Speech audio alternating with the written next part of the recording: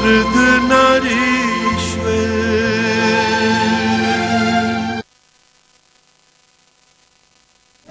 आपका यही प्रसाद तो हमें कहां से कहां ले आया है माँ।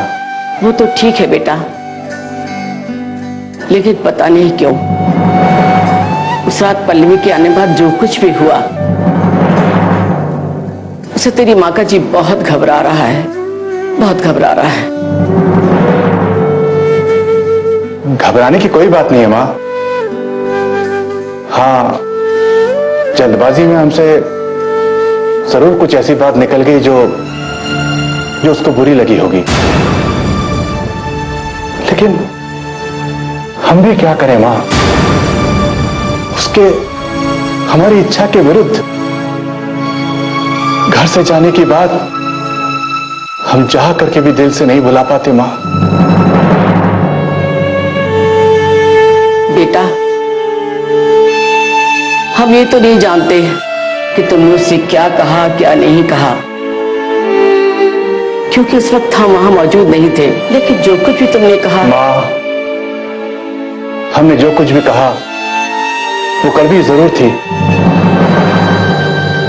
लेकिन शायद सही थी। लेकिन उसने पलटवार में हमसे ऐसी बात कही जो अपनी औलाद के मुंह से सुनकर कोई कैसे सह पाता, कोई नहीं सह पाता। आखिर उसने कैसे कह दिया कि हमने उस पर ध्यान ही नहीं दिया, और एक बेटी पैदा होने की वजह से हमने उसे गाय की गोद में डाल दिया। बेटा, ये दर्द तो शुरू से ही उसके मन में है, और तुम अपने कलेजे पर हाथ रखकर देखो,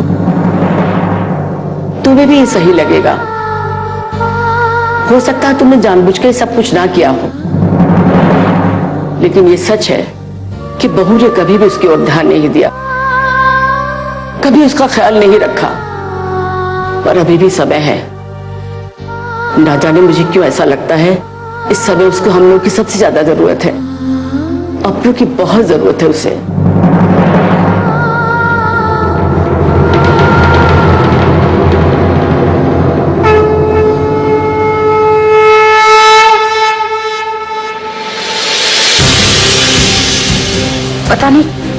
पता नहीं क्या बातें हैं जो गगन मुझसे बताना चाह रहा है। गगन की बातों से न जाने क्यों मुझे केडिया के ऊपर शक गहराता सा जा रहा है।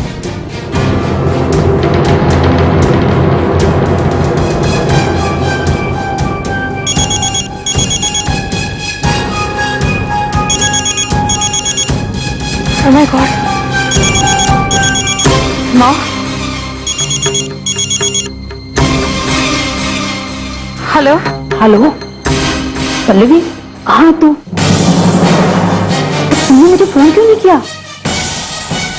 और तुम्हारी केडिया से मुलाकात हुई तो क्या कहा उसने शादी के बारे में? माँ वो कुछ मत बोल पल्लवी, मैं कुछ नहीं सुनना चाहती सिवाय केडिया की हाँ के। देख, मेरी परेशानी ये है कि यहाँ घर में पापा और दादी को शक हो गया है तुम्हारे बारे में। उन्हें लगता है जरूर कुछ न कुछ बात है। देख पल्लवी, अब ज्यादा दिनों तक हम ये बात नहीं छिपा सकेंगे।